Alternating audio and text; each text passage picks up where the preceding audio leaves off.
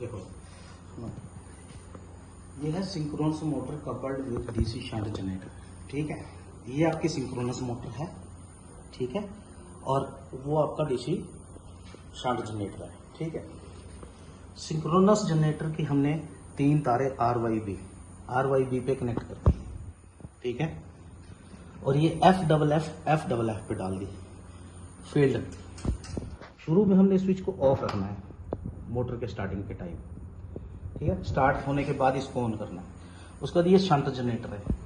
इस shunt generator की 2 armature की तारें और 2 आपकी फील्ड की तारें वो आपने यहाँ कनेक्ट कर देनी है। ये आपका आउटपुट कंट्रोल रियोस्टेट है जनरेटर का, जो जनरेटेड वोल्टेज होगी। अब मैं पैनल को ऑन करता हूँ। सबसे पहले आपने इसको 0 पे कर लेना है। ठीक है, ये हमने इसको 0 पे कर लिया है। ये आपकी इनकमिंग वोल्टेज आ गई। ठीक है, ये आपका मोटर का नो लोड करंट या जो भी है मोटर करंट आएगा। ये आपका पावर फैक्टर आएगा मोटर का, और ये है field current of the synchronous motor. ठीक है, ये आपका जनरेटेड वोल्टेज जो जनरेट करेगा ये वाला, और ये जनरेटर का लोड करंट पड़ेगा। ठीक है, सबसे पहले क्या किया हमने, एमसीबी को ऑन कर दिया, सप्लाई कनेक्ट कर दी आर वाई बी और एन कंपलसरी है क्योंकि एन के लिए एक्साइटर के लिए हमें न्यूट्रल चाहिए और कॉन्टेक्टर भी उसका ऑपरेट होगा उससे। ठीक है, हमने मोटर को यहाँ से पहले स्विच को ऑफ किया, मोटर आपकी रन होगी। ठीक है, मोटर रन होगी, लेकिन अभी मोटर के बीच में ये नोटिस करो, ये अभी एज इंडक्शन मोटर चल रही है। अब आपने इसको करना है ऑन।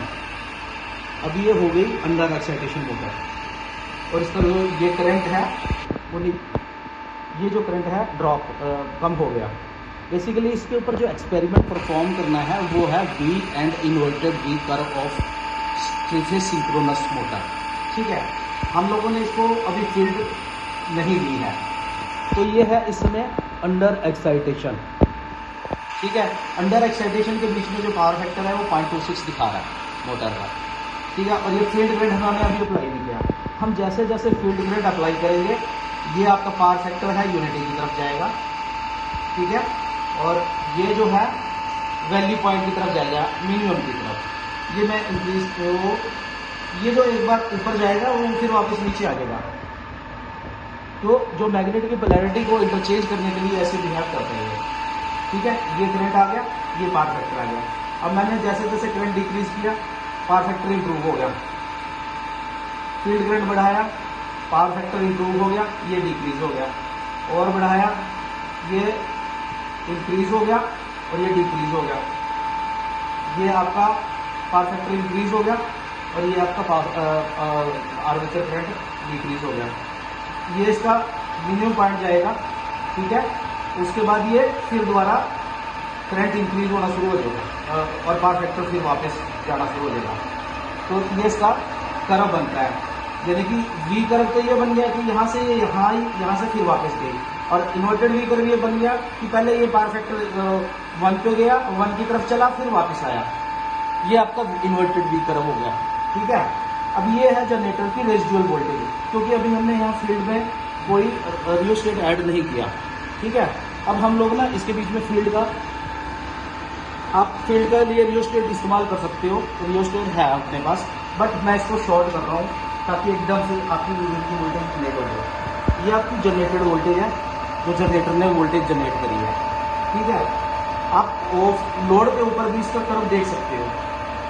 ये आप जैसे जैसे फील्ड करंट बढ़ाते जाओगे वैसे वैसे ये डिक्रीज होता जाएगा और ये आपका फिर दोबारा इंक्रीज होना शुरू हो जाएगा। ठीक है, ये है आपका जहां पे ये वैल्यू पॉइंट है, ये है नॉर्मल एक्साइटेशन। इस समय मोटर जो रन कर रही है नॉर्मल एक्साइटेशन पे कर रही है। ठीक है, तो ये एक्सपेरिमेंट परफॉर्म होगा। यहां से आपको ऑफ करो। ठीक है।